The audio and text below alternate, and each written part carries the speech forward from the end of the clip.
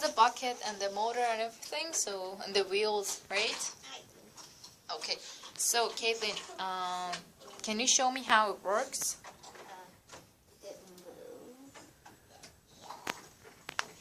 moves. Okay, how about the bucket? The bucket's supposed to move.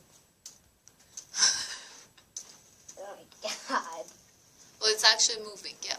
Oh, it's moving Yeah, it's the wrong actually way. moving, yeah. It's going up, goes backwards and forwards. Perfect, you did a great job. Okay, Kaitlyn, did you have any problems with this project?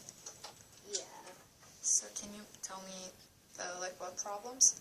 The bucket, it didn't really work out at first.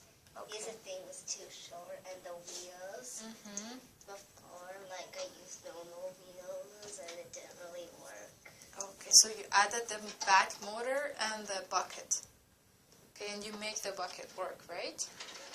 Great! Okay, so do you want to say anything else about your project? Well, I had to fix the code, like, a lot of times.